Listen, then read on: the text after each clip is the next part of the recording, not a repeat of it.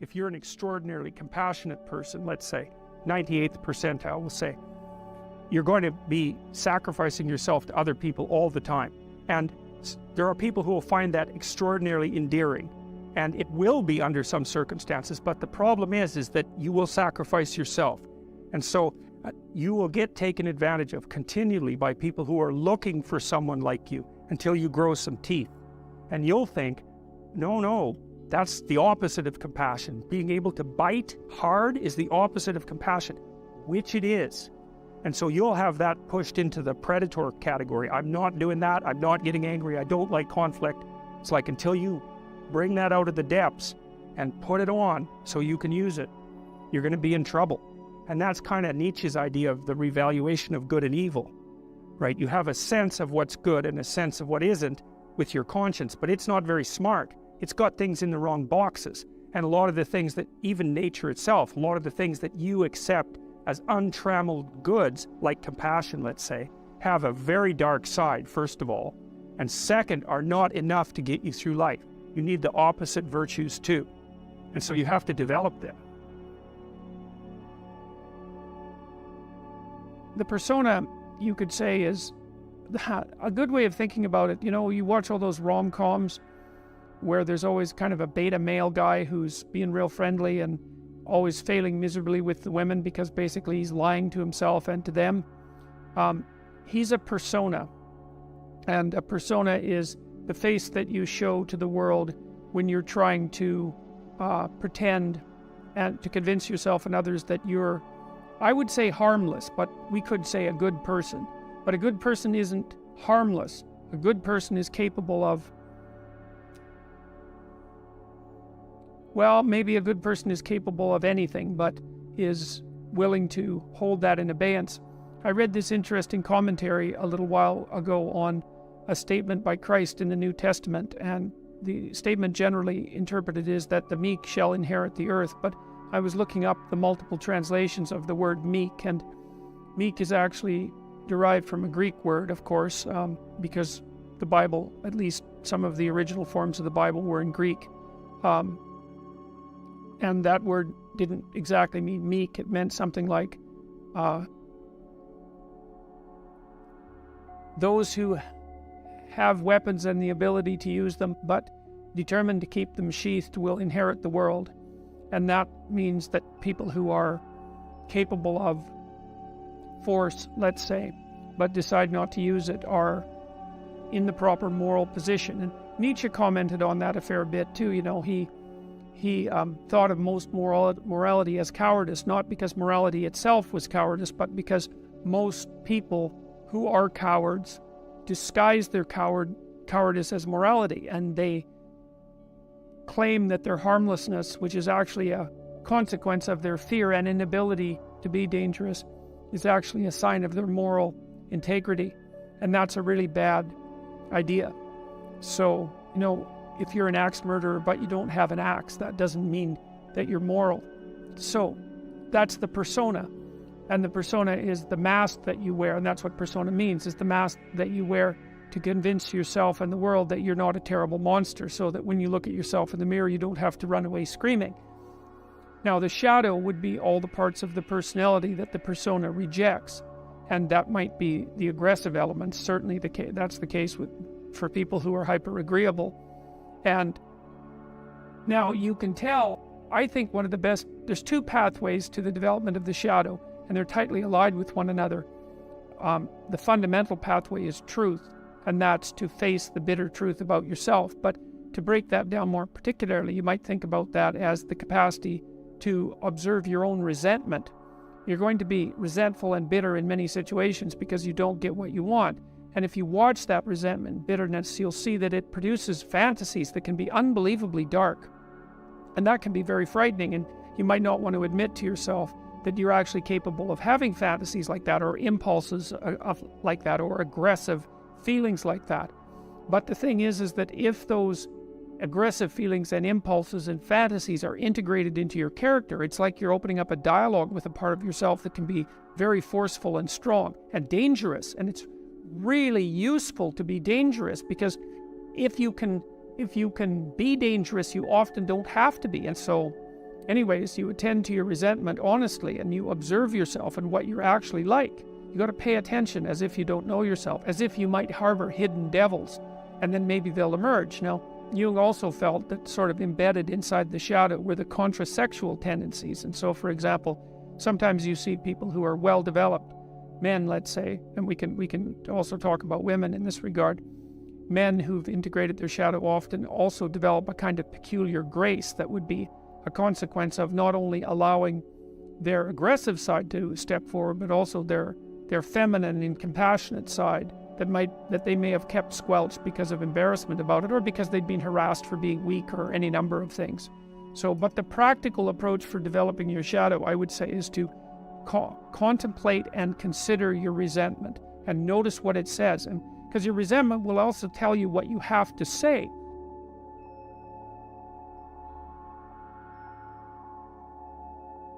I am way too agreeable. What steps can I take to integrate my shadow and stop being a doormat? You're way too agreeable. Well, I would say you could practice saying what you really believe, that you can take a vow to tell the truth.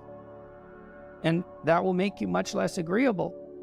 Agreeable people are perfectly willing to sacrifice what they know to be the case to maintain short-term social harmony. And it's not so much that they repress what they think, it's often that they don't even allow themselves to fully realize what they think. So commitment to the truth can make an agreeable person, will stop an agreeable person from being a doormat. I mean, if you're in a relationship and a person is irritating you with something they've done, you might be highly motivated not to say anything about it because you want to keep the peace. You don't want to upset them. You don't want the conflict. That's all characteristic of high agreeableness. But once you decide to tell the truth, then if you're annoyed, you don't get to hide it. You don't get to assume you're right. You don't get to grab the person by the shirt collar and say, look, I'm annoyed and you're wrong. You get to say, I'm irritated about this situation and I need to think through that irritation to find out if I have a problem or if you have a problem, or if we both have a problem, or if it's a different problem altogether. But you can't hide the fact that the problem has made itself manifest. And so if you're agreeable and you tell the truth about your emotional state, that will propel you out of that agreeableness by necessity. And so, if you're feeling oppressed at work, or you're oppressed in your life, or you're oppressing yourself, then you got to notice that you're feeling oppressed. Then you have to notice that you're feeling resentful and angry and bitter, and maybe even like Cain in the story of Cain and Abel, because Cain is sort of the archetypal bitter man. And then you have to decide what it is that you need to do in order to remove from yourself that bitterness. And that usually means that there's something that you have to say. And then you have to say it because your soul depends on it. And not only does your soul depend on it, I would say the fate of the world depends on it. Because, you might be wrong, and then you should be straightened out. Maybe you're just being whiny and you have to talk to somebody about that. But it may be that you're actually detecting something wrong, some tyranny that's directed towards you and other people, and it's like your moral obligation to speak up about it. And so many workplaces become toxic, to use a terrible cliche, because the people in them won't speak up for what they actually want, or they speak up too late and then they're all twisted up about it, and they're torturing other people because they're so unhappy, and so forth and so on. So practical approach for developing your shadow fundamentally is radical honesty. And Jung said that a genuine moral effort was a good substitute for psychotherapy. I think the most common problem that psychotherapists deal with, apart from anxiety and depression, is probably assertiveness training. So the first thing I would say is you really need to figure out what you want. And I would recommend doing the self-authoring program, the future authoring program in particular, because if you want to stand up for yourself, you have to have your goals and your vision well laid out and well defined. And then you have to have a strategy that is matched to those goals, so that you know what you want, so that you know when you're not getting it. Otherwise, you're left with a vague sense of dissatisfaction and resentment, and that's a very, very difficult thing to articulate. And If you can't articulate it, then you can't negotiate. If you know what you want and you know why, then you can make a case for yourself. Okay, so let's assume now that you've laid out a vision and a counter vision, which the Future Authoring Program also helps you do, so you know what kind of hell you want to avoid that you might drift into if you were too agreeable for the rest of your life. That would be a hell that consisted mostly of people taking advantage of you all the time and you feeling resentful and bitter about it. Not something I would recommend.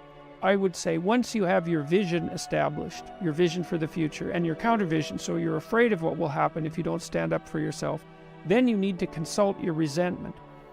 Because if you're resentful about something, as far as I can tell, there's generally only two reasons. One is you should grow the hell up and quit whining. So you got to find out first if you're just feeling sorry for yourself, and you can think that through, make a pro and con case, and you can talk to somebody that you care about that. I'm not assuming that that's the reason, but that's one potential reason. If you're not merely feeling sorry for yourself, then you probably have something to say and something that you need, and you need to figure out what that is, and then you have to develop a strategy to put that forward. I've seen lots of people in my personal life and in my private practice not get what they want because, well, A, they don't specify it, and B, they don't ask for it. And if you're negotiating, say, for a raise or for a promotion and so forth, you have to put yourself forward. You need to tell the person you're working for why you should be treated with more consideration or respect, or have more resources devoted to you, or more authority shifted to you. And you have to make a case for that, a compelling case, so that they have a reason to attend to you. And they're not going to notice, because most managerial types are so overloaded with work that they never notice when anything's going right. They just notice the things that are going wrong. So you need to make a plan. You have to have a strategy that goes along with that plan. You have to have articulated arguments for why a certain form of treatment is appropriate to you. And then you have to have the courage to put that forward. And I guess you have to remember that you owe yourself as much as you owe other people. You have to take care of yourself like you take care of other people. And that's a moral duty. And if you practice that, you can do it. And a lot of that's also associated with telling the truth. You know, you don't have a better friend than the truth, even though it can be very harsh in the short term. And so if you're unhappy at work because you're being taken advantage of, then you have to strategize yourself out of that. You have to learn to negotiate. And a lot of that also means that you have to overcome your hesitancy to engage in conflict. And you got to think about it this way. Negotiation and conflict are somewhat indistinguishable. And it's easy moment to moment to avoid negotiation and conflict, but you pay a terrible price for it in the medium to long term. It's better to face the conflict forthrightly in the present and make peace for the medium to long term. And there's courage in that. So that's the other thing I would say is gird up your loins and allow yourself to act courageously and truthfully. Truth is your best bet if you're too agreeable. So, you also might find that you have a pretty good critical intelligence, but that you think it's mean, and so that you keep it hidden. Some of the smartest women I knew who were very, very agreeable had unbelievably good instincts with regards to figuring out what other people's motives were, but they were ashamed of their suspicions. And really what that meant was they ended up being ashamed of their critical intelligence because they were so agreeable. So it may be that the darker part of you, the shadow part of you, knows things that you could know if you were willing to admit that they were true. And so you have to give some credence to your darker element, I would say.